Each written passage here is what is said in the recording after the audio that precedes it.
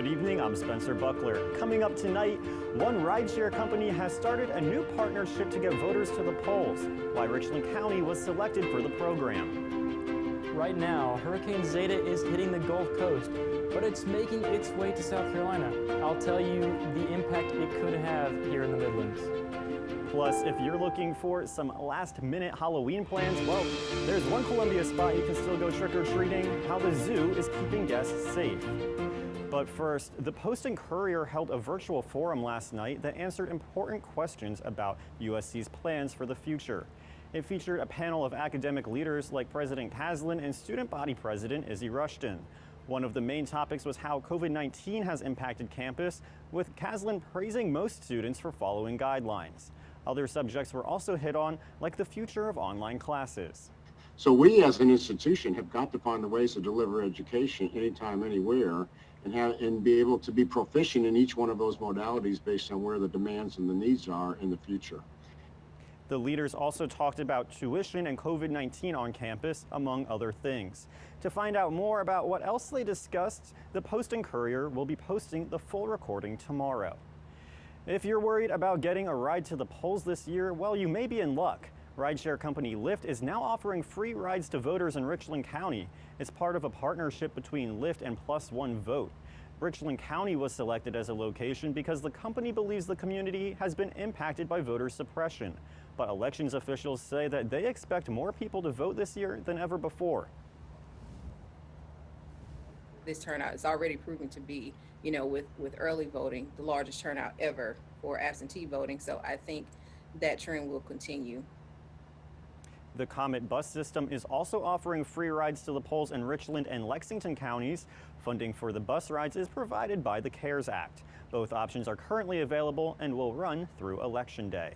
And as Election Day comes closer, the South Carolina Senate race is heating up. Lindsey Graham and Jamie Harrison have rescheduled their final debate. You can watch the two Senate candidates go at it one last time on Friday on SGTV at 7 p.m. The latest data for a Progress poll has Harrison and Graham tied. DHEC has partnered with USC in the state's latest attempt to combat COVID-19. The project, named South Carolina Strong, will send 32,500 blue envelopes to random South Carolina residents. The envelopes contain health surveys as well as instructions for recipients to undergo free COVID-19 testing. The project hopes to increase voluntary testing numbers in the state and get a more accurate idea of how many South Carolinians have been infected. The first round of envelopes were sent out today. DHEC said they plan to send those envelopes out quarterly until 2021. When we come back, how the city is honoring two longtime restaurant owners, and we'll check in with Chief Meteorologist Bryce Glenn for what to expect as Hurricane Zeta closes in on the Midlands. All flags, including the one at the South Carolina State House, will be flown at half-staff until... The alumni help inform South Carolina legislators about the many ways that USC benefits Baseball has started off their 2020 campaign 4-0 after sweeping Holy Cross, South Carolina at the Carolina State Fair. It is the national and international... 13 cases of infected people in the U.S., but experts here at USC say there is no reason... Tonight is doing their comedy sketches. That's another branch of SGTV. It's a big deal. It's going to be 60 again, but those showers are showing up. Tuesday it'll be 68th Super Bowl. In 50 years, they took down the San Francisco 49ers 31. First Filipinos in California in October of 1587.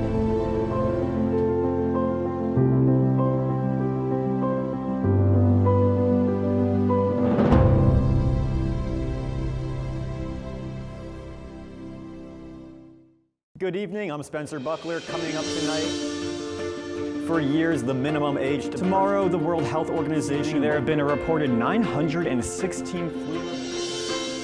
A study from the National Academy of Medicine Sam states... Tully and staffers here at the Big... Many members of the Carolina community... Hip Hop Wednesday is a culture phenomenon here at the University.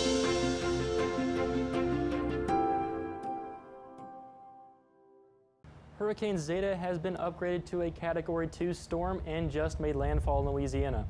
This is the 5th named storm to strike Louisiana this year. The storm is moving with surprising speed and is expected to carry heavy wind and rain towards the Carolinas. The Midlands shouldn't get too much rain, but it's a different story in the upstate. 3 counties across the upstate have already announced school closures tomorrow as the upstate braces for several inches of rain. Back to you, Spencer. Thanks, Bryce.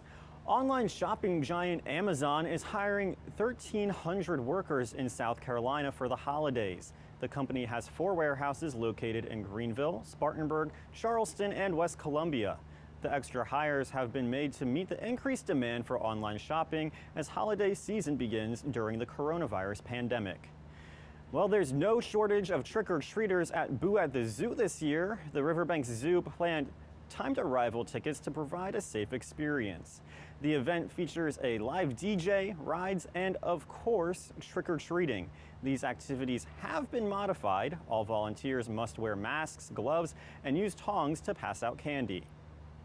It's definitely an event that people look forward to every single year, and just a great time for families to come out, friends to come out and enjoy an alternative to the Halloween experience. Despite the changes, there has still been a great turnout according to the staff. Most of the animals will still be out and about for the families to enjoy. And finally tonight, the owners of yesterday's restaurant and tavern received the key to the city of Columbia yesterday. Mayor Steve Benjamin presented the keys to Daryl Barnes and Bruce Duncan and Scotty McCrea next to the former 5 Point staple. While the building closed its doors in April, the key was given to the owners out of respect for the 43 years that yesterday stood at the center of 5 Points.